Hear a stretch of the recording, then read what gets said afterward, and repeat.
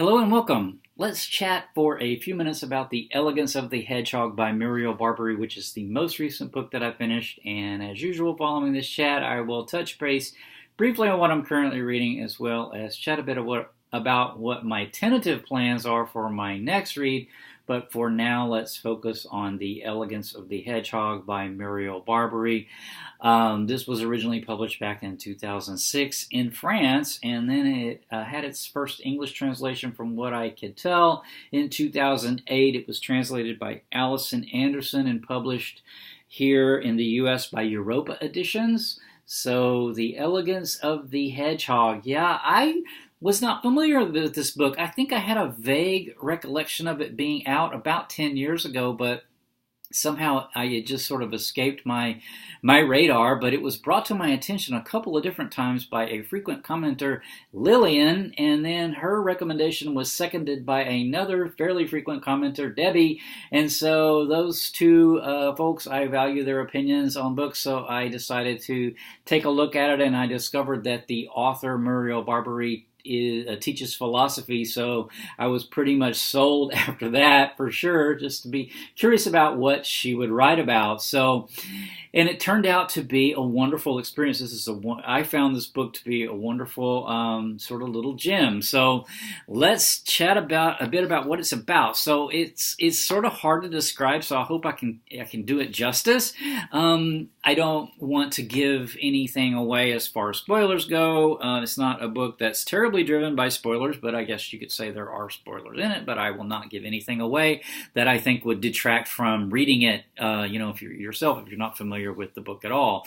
It concerns really two main characters. Her name is Renee. She's about a 54-year-old woman, and she's the concierge in a wealthy apartment building in Paris. And this wealthy apartment building is filled with residents who have lived there, wealthy people who have lived there for years and years and years. Nothing much ever changes in this apartment building. And then the other sort of main character is a young 12-year-old girl who lives in the building as a resident. So we have the concierge, Renee, middle-aged woman, young girl, 12-year-old Paloma, who's a resident of the building. And they actually are quite similar in their sort of world outlook, maybe you could say, although they don't interact with each other given the circumstances of how they are, what their status is. One's the concierge and one is a sort of a privileged daughter of one of the residents. So, Renee. So the way the story is told is it goes back and forth between these two narrators. So Paloma, the young girl, the 12-year-old girl, her story is kind of told in the form of a journal. She's writing a journal.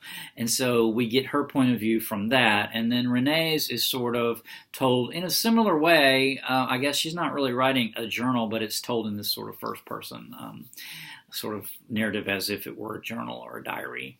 But Renee is, she is from the country, and she doesn't have a good education. She didn't get a good education, and so she has this sort of unassuming job as the concierge in this building, but secretly, she loves knowledge, and so she goes out in search of knowledge to educate herself. Knowledge of books and literature and philosophy. She reads this on her own and is sort of self-taught. There's a really cool part in the book that describes, she reads something. She's not exactly sure how much of it she's absorbing, but she reads it all the same because she really wants, I think to me, anyway, I'm interpreting her as a person who really wants to, improve themselves. And also what I think she's looking for is little specks of beauty in the world, right? And but the thing is, she doesn't want other people to know that she's doing this. And so for the facade of her building, she puts on what she considers to be a standard concierge sort of front, where she keeps her TV on in her little living area so that the residents think she's watching kind of trash TV all the time, but really, the sound's down, and she just has that on as a mask, really, to hide behind, because she doesn't want them to know that she has this knowledge, or that she's exploring this knowledge, or that she's interested in this knowledge, because she feels like that they wouldn't understand, and that it's for her benefit for them not to know. Because she doesn't feel like she would be accepted if they knew this about her. And so that's sort of where she's coming from. And then the young girl, Paloma, the 12-year-old, soon-to-be 13-year-old girl, she is sort of coming from the opposite ends, because she's a privileged daughter of one of the a resident, right? But she also doesn't want the people around her to know exactly what she's thinking, because she thinks that life is just banal and is meaningless, basically. And so she has decided she's decided that when she turns 13, she will burn her apartment down and commit suicide. So sort of dramatic. So, this sort of sounds like it wouldn't make a very compelling story, right? We have this middle-aged woman who sort of lives this quiet life of isolation, where her only companion is her cat, as well as Manuela, who comes in once a day or so to have tea, who is a cleaning lady, Portuguese migrant cleaning lady, that they have a friendship, that they share their tea in the afternoon. And so really those are her only connections, really. So we have the middle-aged cat lady, and then we have the overly dramatic preteen on the other side. So this sort of sounds like it would not make a compelling, really, novel or a compelling story, because it seems like it would go over the top really fast. But it actually, to me, it did not. It's really quite a beautiful story, I think, of both of them sort of looking at the world, trying to make sense of the world, and trying to make sense of their place in it, and really looking for beauty in the world, I think. So what ends up happening, though, is not to give anything much away, but another resident, a Japanese businessman, a retired Japanese businessman, I think he's retired, moves into the building and takes over one of the residents through a roundabout way. Anyway, the guy gets an apartment in the building. Nothing ever changes there, and it's the first time a tenant's changed in anyone's kind of recent memory. And so it sort of upsets everything. And they find that maybe they have a bit of more of a kindred spirit there. And so it sets in motion a series of changes in the lives of this young girl, the young 12-year-old girl, as well as Renee, the middle-aged concierge. I should mention that both Renee and Paloma, the 12-year-old girl, had sort of a connection to the aesthetics of Japanese culture. Paloma's with manga, and then Renee, the concierge, is really with film, Japanese film. So there's a lot of references to literature and art and film and things like this in the book. And, I don't want to give too much else away about the plot, but through this change that happens in the building, the characters do interact. It changes things for them, I guess you could say, and they do interact with each other a bit more than they had at the beginning of the novel. So the novel kind of is this first half where Paloma and Renee are existing in this building together, but they're kind of kindred spirits, but they're separate. And then later on in the novel, it's a bit, things change a bit, but I won't give away how. So about the book, so there's when you read, I had not read really any of the reviews before I read the book. And so after I've read the book, I went back and read some of the reviews on Goodreads as well as on Amazon. And, it's some people either seem to really hate the book or really love the book. And so there's 1-star reviews where the most common criticism is that the book is pretentious. And so I thought I would spend a few minutes just talking about this idea of it being pretentious. Because that seemed to be the most common criticism that I was seeing in the reviews. I don't think so. I think that calling the book pretentious is exactly what Renee, the concierge, was trying to avoid. Because just because a person is trying to learn and educate themselves and find beauty in art and understand art and literature and things like this does not mean they are a pretentious person.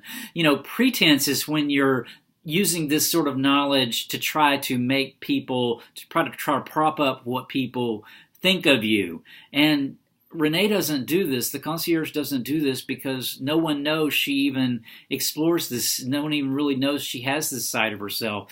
And Paloma, the young girl, likewise, she lives in a world of this sort of pretension where people use this knowledge and use their sophistication really as weapons. And she finds the whole thing disgusting, and she's disgusted by that. So this criticism of it as being pretentious, I didn't find really valid at all, because I think that to criticize it over being pretentious is exactly proving the main character, Renee, the concierge's point, that a person who tries to better themselves or who tries to engage with culture will not be understood by a large number of people and will be considered to be doing this for some reason like pretense. So anyway, that's kind of what I took away from that. So I'm really super glad that I got this book read. I wasn't expecting quite this book, so it was a pleasant surprise, and I did enjoy reading it. So thanks for that recommendation, Lillian, as seconded by Debbie, because I did enjoy it very much. So before I run out of time, I wanted to just chat a bit about what I'm currently reading, and maybe a bit about what my planned next reads are going to be. But for now, I'm currently reading H Plus Incorporated by Gary Dejean. This is a sort of a transhumanism, sort of a cyberpunk science fiction. I'm about halfway through with it, and I'm actually enjoying it better than I expected to. So kind of another pleasant surprise here. I will have a chat on this coming up fairly soon, so stay tuned for that. Then for my next read, we're coming up at the end of the year. I'm not real sure. So I might read Look Homeward, Angel by Thomas Wolfe. This is sort of a young boy in North Carolina. I don't remember when this was published, but 100 years ago or so. And he leaves his small town, looking for a different life. This was on my 2018 priority reading list that I still haven't read. So I'm thinking about reading this one.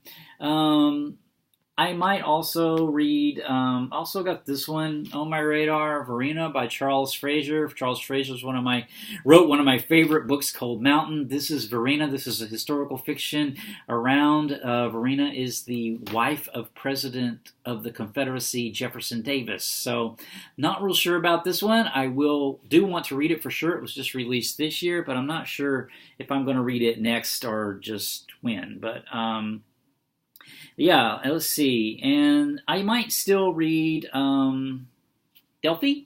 This is a work of nonfiction around the sacred space of Delphi with the famous oracle in ancient Greece. So there's that one. And what else? I might read. I've been wanting to read also. Let me see if I can get it open.